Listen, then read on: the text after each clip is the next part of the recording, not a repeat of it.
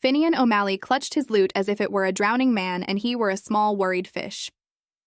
He stood before the most beautiful, terrifying person in the northern peaks, Lady Seraphina, whose dark eyes held the cold discernment of a master judge, and whose family controlled the vital spice routes. Seraphina was known for her exquisite taste in art, literature, and most importantly, food. A truly magnificent meal was a rare political asset in her court. Finnian, unfortunately, was trying to win her with music. He strummed a chord, a note so flat it seemed to actively warp the air, and began his newest composition, a heartfelt attempt to praise her beauty. "Your eyes are like two walnuts, soft and brown," he sang, his voice cracking slightly. "And when you walk, you never make a sound." A clear lie. Seraphina wore heavy, sensible boots. "You are the noble, perfect kitchen sink." He meant to sing Queenly Mink, but panicked. "The greatest, fastest boat that wants to sink." Silence followed. The two rival suitors, Lord Krell and the Baroness Lisette, both accomplished lutenists, snickered. Seraphina merely tilted her head, a slow, patient motion that felt more devastating than a yell. "Master O'Malley," she said, her voice like cut glass. "A kitchen sink? I believe the term you were seeking was noble, and I assure you, my preference is for things that float." Finnian bowed, his cheeks burning. He was terrible. Utterly, irrevocably terrible. No one knew that back in his private chambers. He was capable of whipping up a saffron risotto that could bring a hardened mercenary to tears, or that his secret, lifelong ambition was not to compose a flawless sonnet, but a perfectly caramelized onion. 3 days later, Finnian tried again during a court banquet. This time, he decided to sing about the feast itself. He took his position just as the kitchen staff brought out the centerpiece, a whole roasted pheasant, tragically overcooked and dry, clearly the work of the palace's lackluster chief cook, Chef Gaston. Seraphina's face, which had lit up at the sight of the platter, immediately fell. It was a look of pure, primal disappointment. Finnian, heartbroken by the tragedy of the ruined pheasant, forgot his lyrics. Instead, he sang not of the food, but to it, "Oh, dry and withered fowl, your dignity is gone. No longer succulent, but hard as sun-dried pawn." "Prawn," Seraphina corrected, pinching the bridge of her nose. "The word is pawn or stone, Master O'Malley, not a sea creature." Seeing the deep hunger in Seraphina's eyes, not for poetry but for proper nourishment, Finnian snapped. This wasn't about music anymore. This was about culinary injustice. "Forgive me, Lady Seraphina," Finnian blurted, dropping his lute with a sickening thud. "But that pheasant is an insult to fowl everywhere. I can make a better one in half an hour," Lord Krell scoffed. "A bold claim, Bard." "I accept the challenge," Seraphina declared, standing up. "Master O'Malley, you have until the dessert course to prove that your cooking is better than your poetry. The kitchen awaits." Finnian, in his element, worked a true miracle.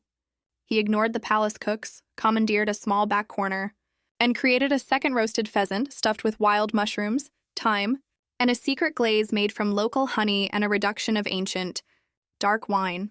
When Seraphina tasted it, her eyes closed. Her mask of noble aloofness melted entirely. It tastes like a memory of summer," she whispered, savoring every bite. From that day on, their courtship was conducted entirely in secret, in the palace kitchens after midnight. Finnian would still perform terrible, loud songs in the grand hall, a deliberate distraction, while Seraphina, under the guise of resting her ears, would sneak down to the servants' wing. Finnian would wait, a dish towel slung over his shoulder, having prepared a masterpiece, duck confit with juniper berries, or perhaps a delicate trout grilled over hickory. "My lady," Finnian said one night, presenting her with a simple, perfect apple tart drizzled with caramel. "A culinary ode to your inner light." Seraphina took a bite, her eyes shining. "Finnian," she sighed. "This caramel is a more complex and beautiful metaphor than anything you've ever sung. Never stop cooking."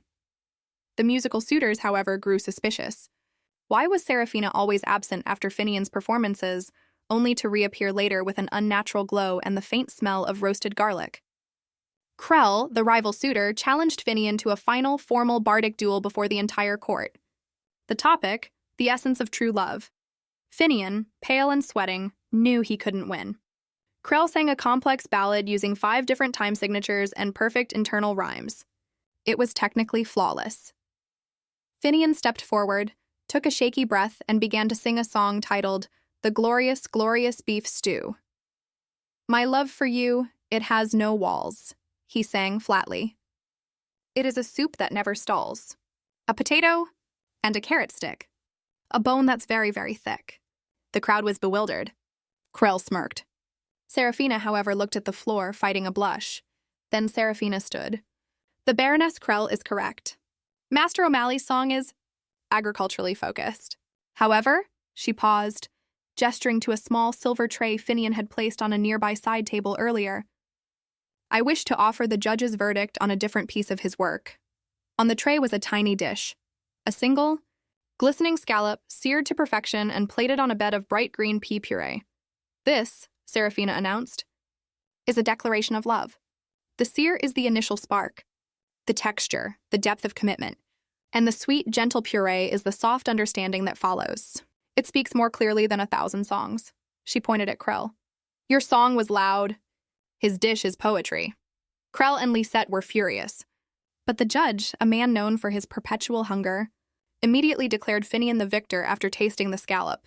Finnian and Seraphina were free to be together, and their romance became the most delicious legend in the kingdom. Finnian retired the lute, exchanging it for a whisk and a rolling pin. He was no longer the worst bard. He was the greatest chef. Seraphina often watched him work in their newly renovated sunlight-filled kitchen, which was now filled with the warmth of an oven and the aroma of thyme. He was truly composing now, arranging colors, textures, and flavors into symphonies of taste. One evening, he presented her with a final special dish, a single, delicate crepe filled with local cream cheese and drizzled with a rich berry reduction. The drizzle formed the shape of 2 entwined hearts. "What is this song called, my love?" Seraphina asked, her eyes shining with true affection. "It's called Harmony," Finnian whispered, leaning in to kiss her. "Because only you could taste the rhythm in a perfectly caramelized sugar crust."